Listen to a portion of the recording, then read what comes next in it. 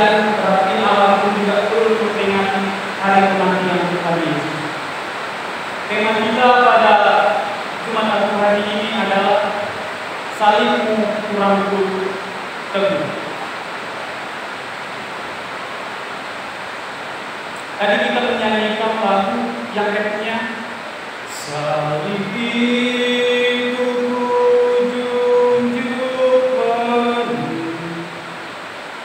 hingga tiba saat ajalku. Salib itu kurangku teguh dan mahkota telah milikku. Ya Bapak, ini lagu yang kita nyanyikan dan terdapat dalam nyanyian Hidup Baru nomor 83 dengan judul Nur di Bukit yang Jauh.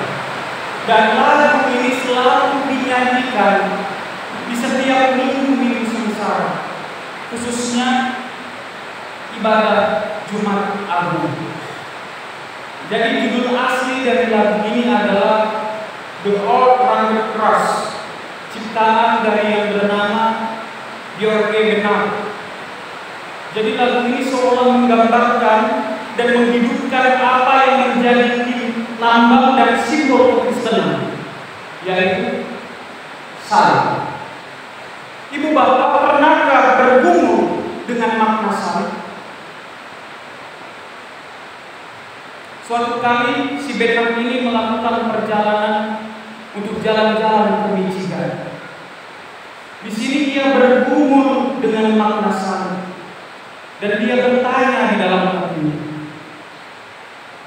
apa yang dimaksudkan oleh Rasul Paulus tentang bersekutu dengan Kristus? Semakin dia merenungkannya, semakin ia yakin bahwa salib Kristus, salib yang kita lihat ini bukan sekedar simbol atau lambang orang Kristen, tetapi salib itu adalah intisari dari Injil keselamatan. Di dalam kisah ini Ibu Bapak, Bernard bercerita di mana dia memiliki dorongan untuk menulis lagu ini timbul ketika pada suatu hari pada tahun 1913 di kota Albion, Michigan. Ini lagunya sudah terjadi terlebih dahulu, sudah ditulisnya. Kemudian dia mencoba untuk menyusun kata-katanya. Ya, di dalam buku yang saya baca ini, di dalam menulis liriknya itu bukanlah sesuatu yang mudah. Tetapi pada akhirnya Tuhan memberikan kata-kata yang memang diperlukan. Tak lama kemudian dia mendapatkan dan menyiapkan lagu itu, lalu memperkenalkan lagu itu pada tanggal 7 Juni 1913 di dalam kebaktian Lembaga Penginjilan Kota Chicago. Ternyata lagu yang dituliskan oleh Bernard ini mendapatkan sambutan yang baik dan lagunya ini pun menjadi terkenal. Ibu bapak kekasih Kristus Yesus, salib sebagai intisari keselamatan itu memang tidak mudah untuk dipahami. Mengapa demikian? Haruskah Tuhan disalib? Tidak ada cara lain. Bukankah Tuhan Maha Kuasa dan Maha Perkasa? Kok mati? Jelas Ibu Bapak, pertanyaan ini bukan hanya terjadi pada saat ini. Bahkan sejak peristiwa Yesus disalibkan itu, orang Yahudi memandang salib sebagai aib dan kebodohan. Di salib itu Tuhan direndahkan. Di salib itu Tuhan digambarkan seperti pecundang bagi orang-orang Yahudi. Karena Yesus yang tersalib di antara dua orang penjahat. Ya, kalau kita lihat filmnya semalam, Yesus berada di tengah-tengah, kiri kanannya itu ada penjahat. Tetapi di sini mau digambarkan Yesus yang tersalib di antara orang penjahat itu bukanlah sebuah aib, Ibu Bapak. Namun ini sebuah nubuatan dari Nabi Yesaya yang sedang digenapi. Memang benar Bapak Ibu Saudara. Di dalam bacaan Injil Yohanes ini, Yohanes tidak menyebut bahwa orang yang ada di kiri kanan itu adalah dua penjahat seperti yang dituliskan oleh Injil Matius, Markus, dan Lukas. Namun kita harus memahami, salib adalah tempat penjahat menerima ganjarannya.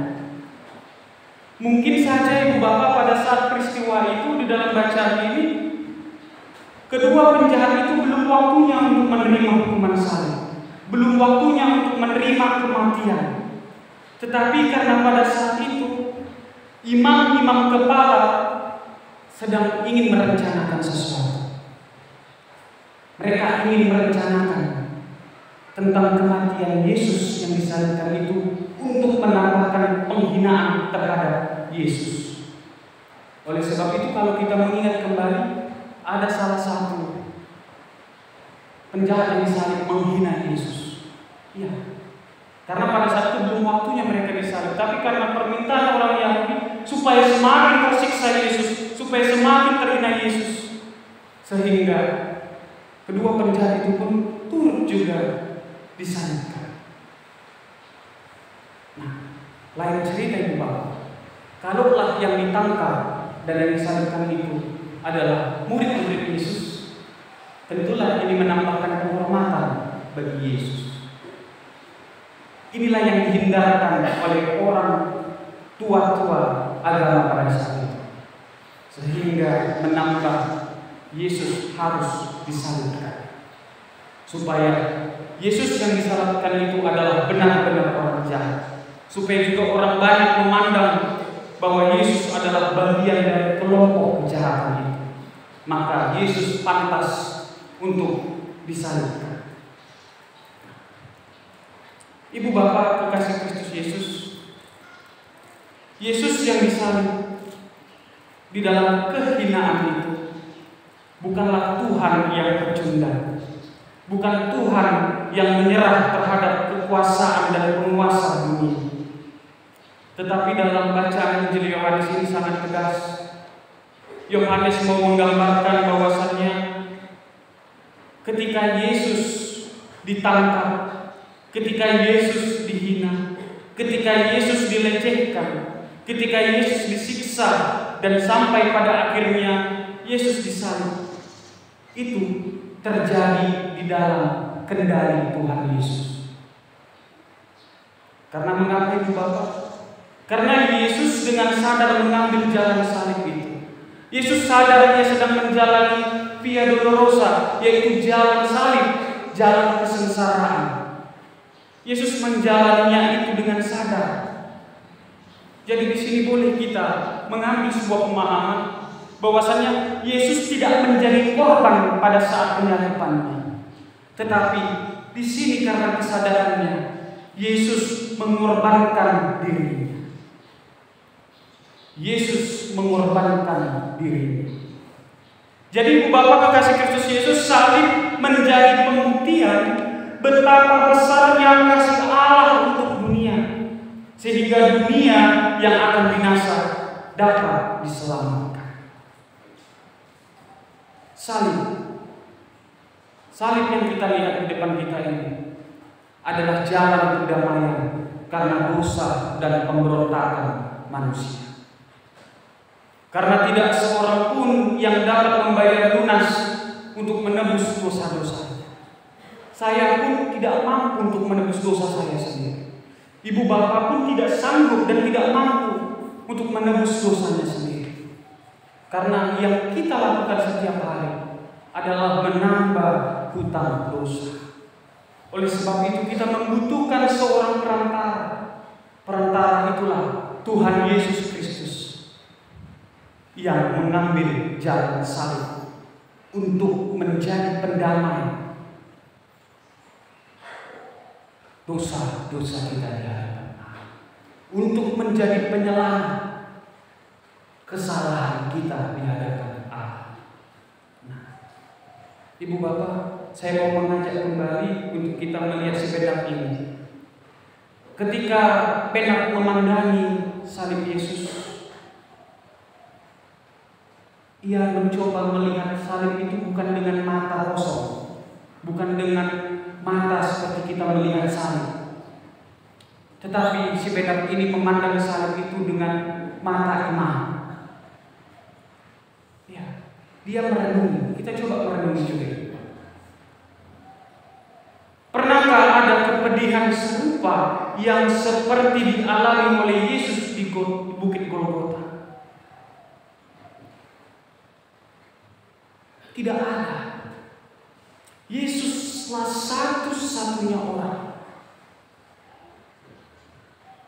yang mengalami kepedihan, yang mengalami penyiksaan, yang mengalami kesakitan di atas Bukit Golgota. Mari kita melihat salib itu, Bapak. Mari kita melihat dengan mata iman kita. Kita melihat Yesus yang telah dilucuti semuanya yang ada di tubuhnya. Ia diselubungi dengan segala kehinaan yang paling hina. Yesus yang dipuji-puji oleh para malaikat, namun ketika ia ada di dalam dunia, ia dijadikan celah oleh para manusia yang merasa menjadi pemenang dan pemegang otoritas kebenaran. Yesus yang sebelumnya berada di dalam pelukan Sang Bapa, di dalam kenikmatan dan sukacita, kini ia berada dalam jurang kesakitan yang luar biasa. Mari kita melihat dan merenungi, Bapak, bagaimana darahnya yang mengucur perlahan-lahan, mulai dari mahkota duri yang dipakainya, bekas cambukan yang mengoyak tubuhnya, bahkan cambukan-cambukan, hinaan, olokan-olokan yang dideritanya. Pandanglah dia sampai darahnya itu habis. Pandanglah Yesus, Ibu Bapak, dia yang tetap mengasihi orang-orang yang membantainya sampai mati. Inilah yang dilihat dan coba direnungi oleh penulis lagu Nun di Bukit yang Jauh itu tadi. Ia melihat Yesus yang menderita, ia melihat Yesus yang tersiksa, ia melihat Yesus yang tergantung di kayu salib, penuh dengan darah sampai tertumpah, penuh dengan luka-luka. Itu semua dilakukan Yesus untuk menunjukkan kasih-Nya kepada kita. Itu semua dilakukan Yesus untuk menunjukkan cintanya kepada kita.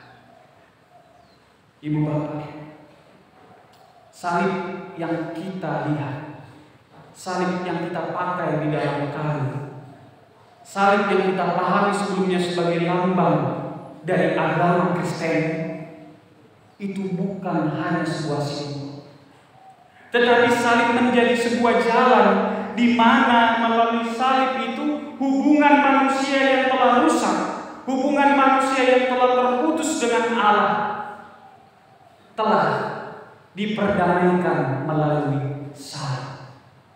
Salib menjadi wujud nyata, menjadi gambaran di mana Tuhan Yesus Kristus mengalami penderitaan dan mengorbankan hidupnya.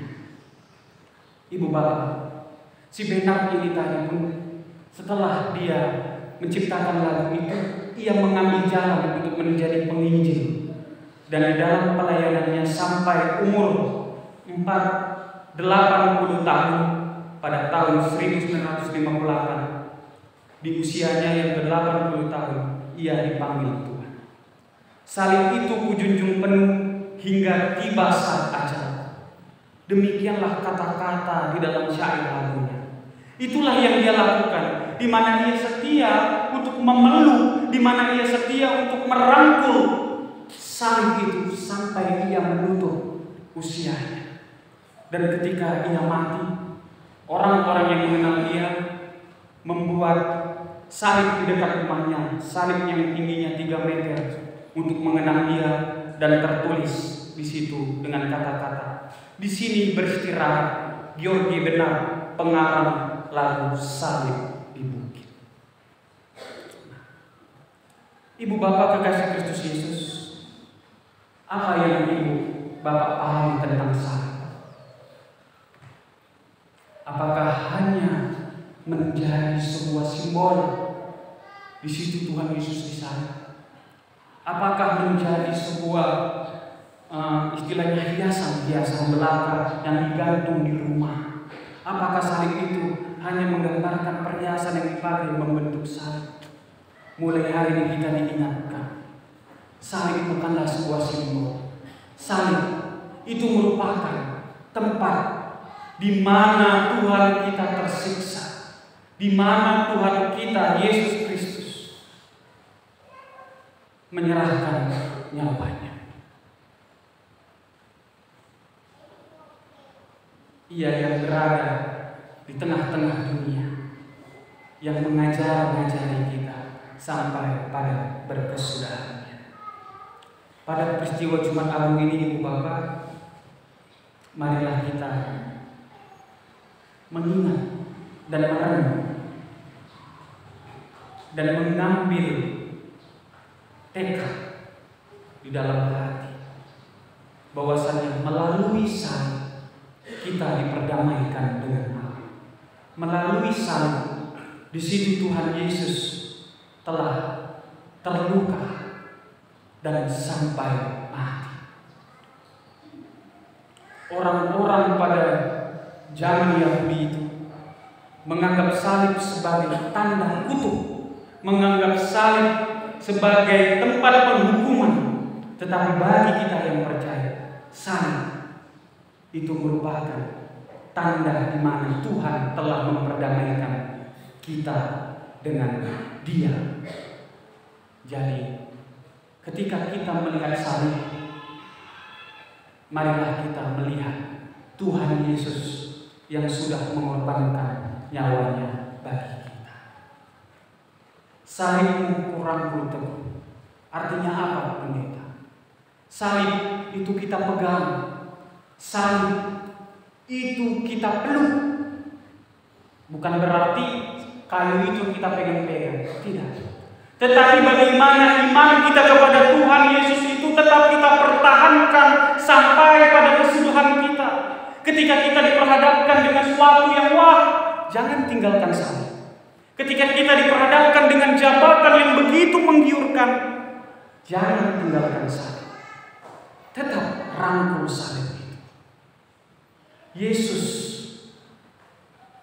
di mana kalau kita mengingat pada jam 12, Ia tergantung di kayu salib, dan di jam 3 Ia mengatakan sudah selesai. Lalu Ia menyerahkan kepada Bapa, ke dalam namamu serahkan nyawa.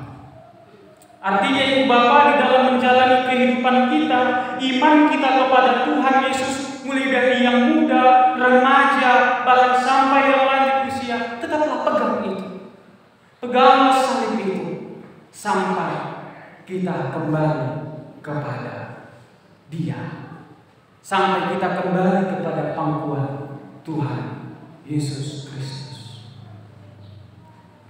Kita memakai baju hitam, ini bukan berarti kita berduka, tetapi kita memakai baju hitam karena kita turut merasakan sukacita. Kenapa? Karena Tuhan sudah mau menyerahkan hidupnya demi kita.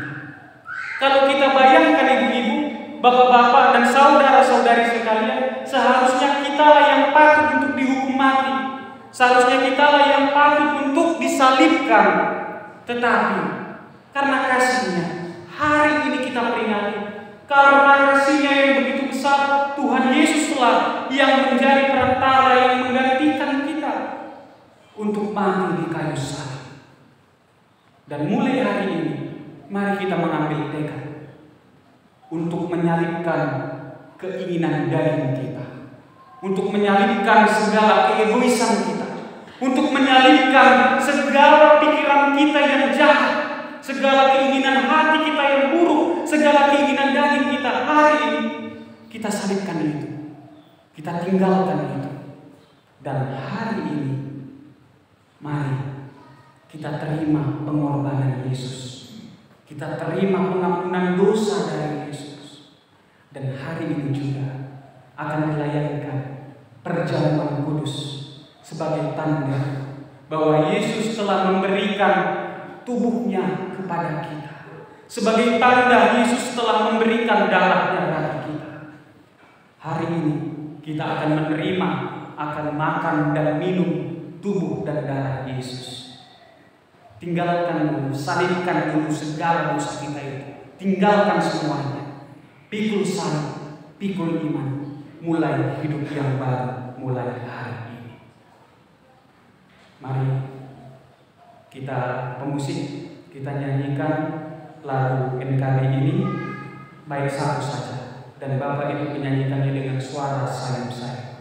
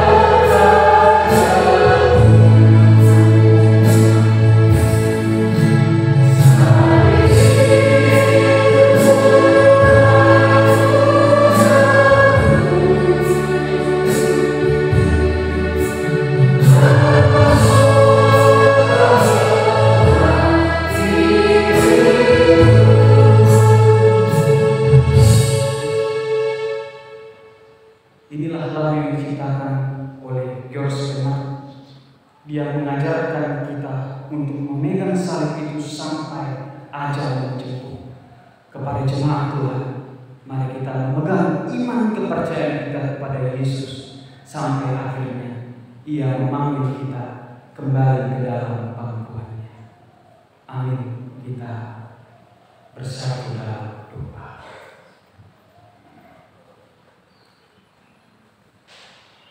Terima kasih Bapa untuk firman yang boleh